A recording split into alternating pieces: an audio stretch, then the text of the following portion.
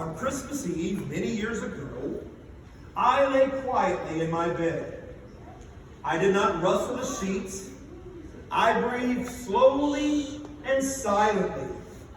I was listening for a sound a friend had told me I'd never hear, the ringing bells of Santa's sleigh.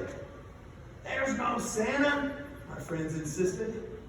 But I knew he was wrong. Late that night, I did hear the sound, though not of ringing bells. From outside came the sounds of hissing steam and squeaking metal brakes. I looked through my window and I saw a train standing perfectly still in front of my house. It was wrapped in an apron of steam. Snowflakes fell lightly around it. A conductor stood at an open door of one of the cars. He took out a large pocket watch from his vest, then looked up at my window. I put on my slippers and robe. I tiptoed down the stairs and out the door. "All aboard!" the conductor cried out, and I ran up to him. "Well, you're coming?" "Where?" "By the North Pole, of course. This is the Polar Express." I took his outstretched hand and he pulled me on board. The train was filled with other children, all in their pajamas and nightgowns. We sang Christmas carols and ate candies with nougat centers as white as snow. We drank hot cocoa as thick and rich as melted chocolate bars. Outside, the lights of towns and villages flickered in the distance as the Polar Express raced northward.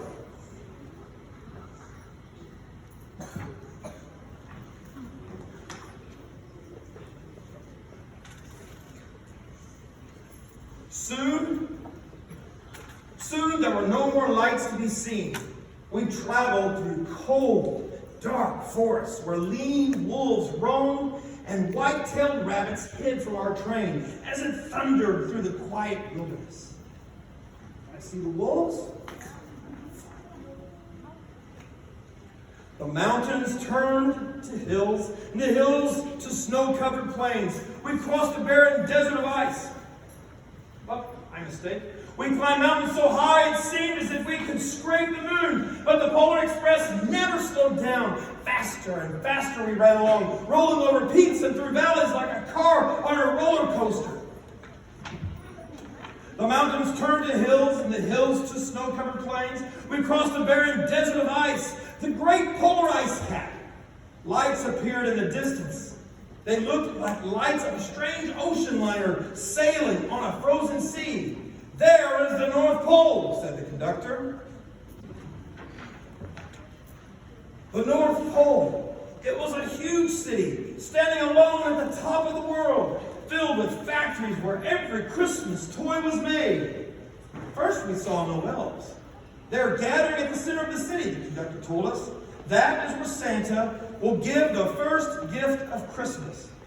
"Who receives the first gift?" asked one of the children. "He will choose one of you."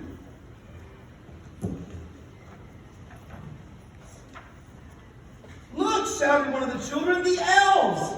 And outside we saw hundreds of elves. As our train drew closer to the center of the North Pole, we slowed to a crawl. So crowded were the streets with Santa's helpers.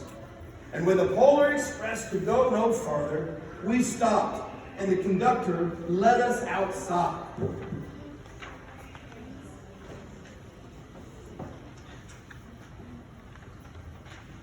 We pressed through the crowd to the edge of a large open circle. In front of us stood Santa's sleigh. The reindeer were excited. They pranced and paced, ringing the silver bells that hung from their harnesses. It was a magical sound like nothing I'd ever heard. Across the circle, the elves moved apart, and Santa appeared. The elves cheered wildly. He marched over to us and pointed to me and said, "Let's have this fellow here." He jumped into his sleigh. The conductor handed me up. I sat on Santa's knee and he asked, "Now what would you like for Christmas?"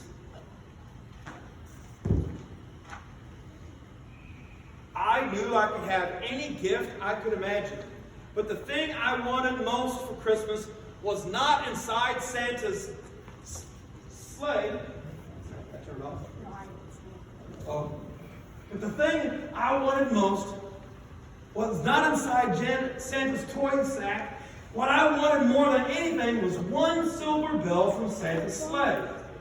When I asked, Santa smiled. He gave me a hug and told an elf to cut the bell from the reindeer's harness. The elf tossed it up to Santa. He stood holding the bell high above him and called out, "The first gift of Christmas!"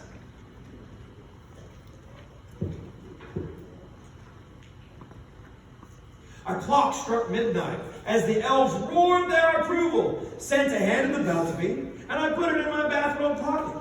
The conductor helped me down from the sleigh, and Santa shouted out the reindeers' names and cracked the whip. His team charged forward and climbed into the air. Santa circled once above us, then disappeared in the cold, dark, polar sky. As soon as we were back inside the Polar Express, the other children asked to see the bell. Well, I reached into my pocket, but the only thing I felt was a hole. I had lost the silver bell from Santa Claus's sleigh. "Let's hurry outside and look for it," one of the children said. But the train gave a sudden lurch and started moving. We were on our way home. It broke my heart to lose the bell. When the train reached my house, I sadly left the other children. I stood in my doorway and waved goodbye, and the conductor yelled something from the moving train, but I couldn't hear him. "What?" I yelled to him, and he cupped his hands around his mouth and yelled. Does anybody know what he yelled? All right, Mary, let's do it all like the conductor. Put your hand in your mouth and let's say it really loud. The Polar Express let out a loud blast from its whistle, and then it sped away.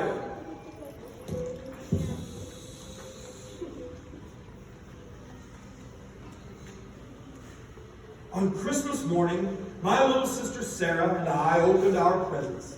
When it looked as if everything had been unwrapped, Sarah found one last small box behind the tree. It had my name on it. Inside was the silver bell. And there was a note. Found this on the seat of my sleigh. Better fix that hole in your pocket, Mr. C. I shook the bell, and it made the most beautiful sound my sister and I had ever heard. But my mother said, "Oh, that's too bad." "Yes, it's broken," said my father. When I'd shaken the bell, my parents had not heard a sound.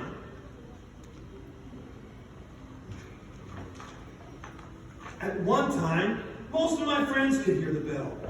But as years passed, it fell silent for them. Even Sarah found one Christmas that she could no longer hear its sweet sound. Though I've grown old, the bell still rings for me as it does for all who truly believe. The end.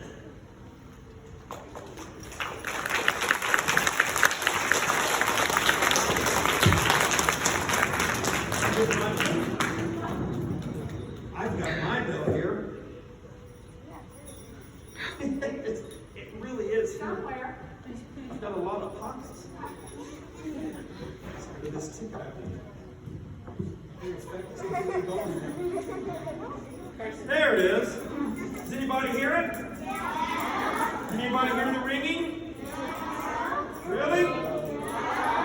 If you can't hear it, close your eyes. Close your eyes. Now do you hear it? Ah, there we go. So this Christmas, make sure you believe.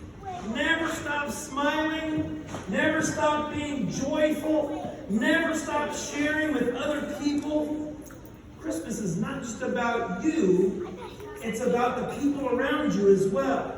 So share that Christmas joy with as many people as you possibly can. Thank you for coming out. Thank you for being here today and being such a great group.